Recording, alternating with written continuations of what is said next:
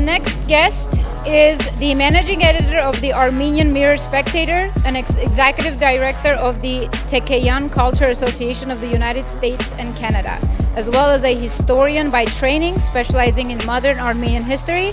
Please welcome Aram Arkun.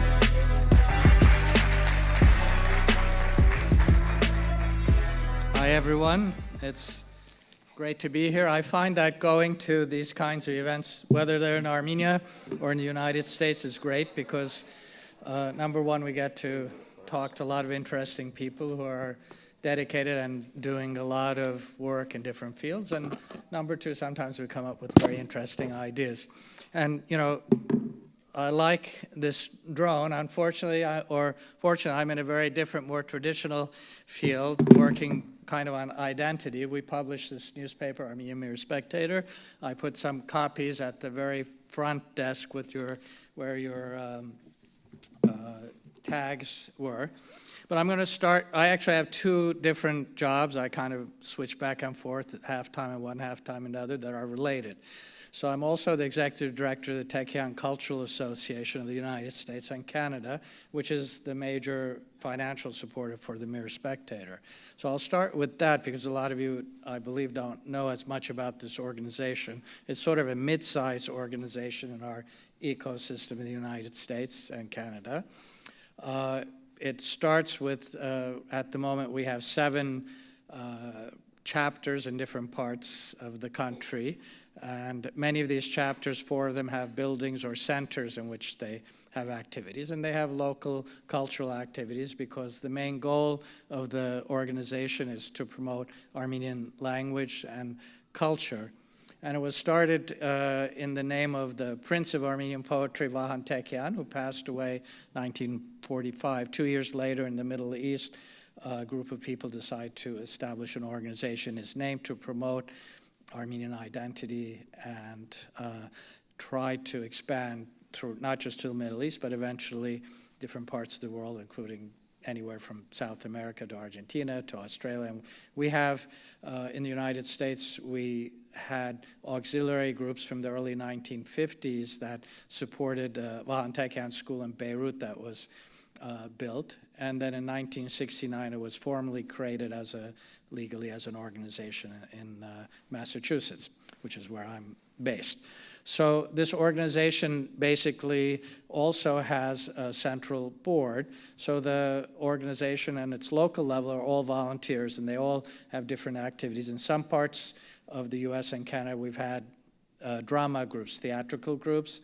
Other parts we have musical groups. Other parts we have just cultural events.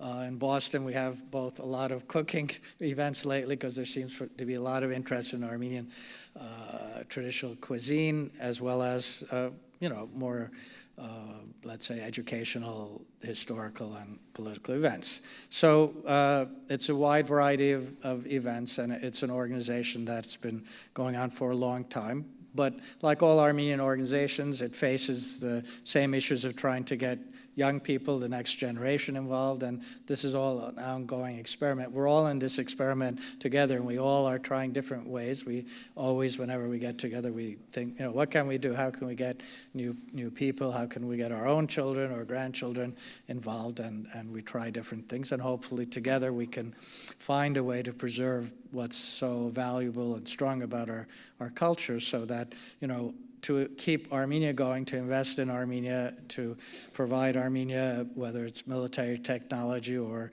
economic innovations, we need ourselves to be strong. We need to invest in ourselves as communities, whether it's in Tennessee, something that's starting here, or whether it's in our more established communities, California, East Coast, Midwest. So these are things that our organization works and thinks about.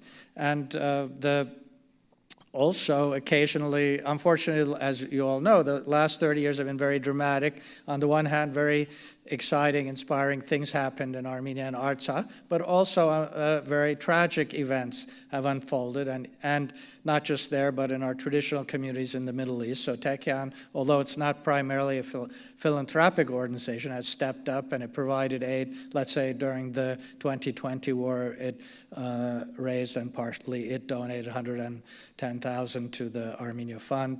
What happened is another story, but aid to Aleppo Armenians where there's local Tekeyan chapters. Tekeyan is like decentralized, so there are Tekeyan bodies that we have, let's say, fraternal relations with, but legally we're not, let's say, in some sort of hierarchical relationship. But we help them. We help the Tekeyan school in Beirut still.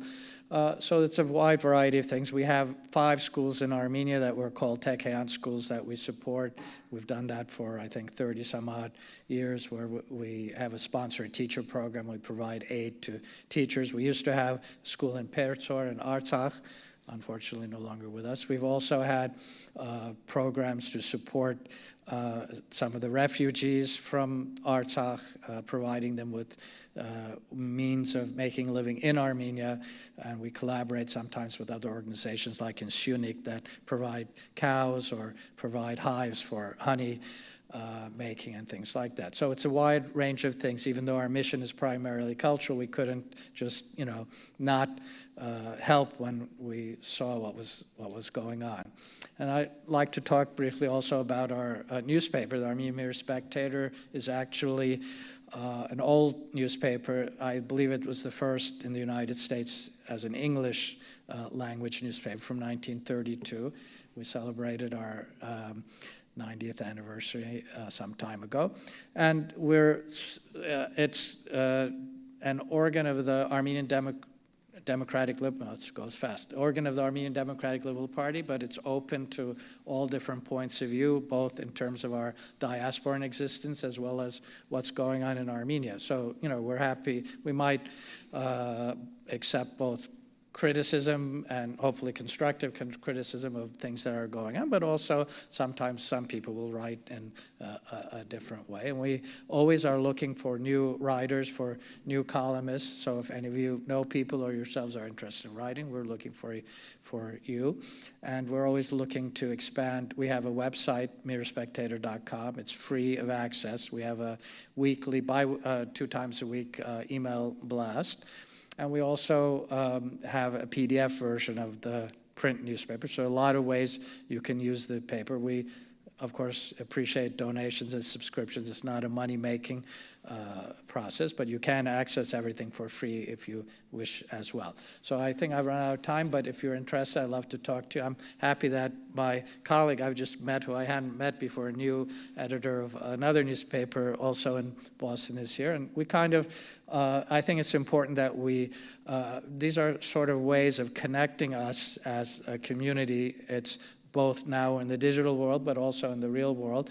And we allow people to come together virtually to discuss things, even if we're not, you might be living here in Nashville, but you can still interact with other Armenians through our pages, both digitally and in print. And we hope that, we're able to continue and that's our goal, to continue in the future to do that. So we do it both through the newspaper as well as through Tekeyan. If you have any further questions, I'll be happy to talk with you later. Thank you.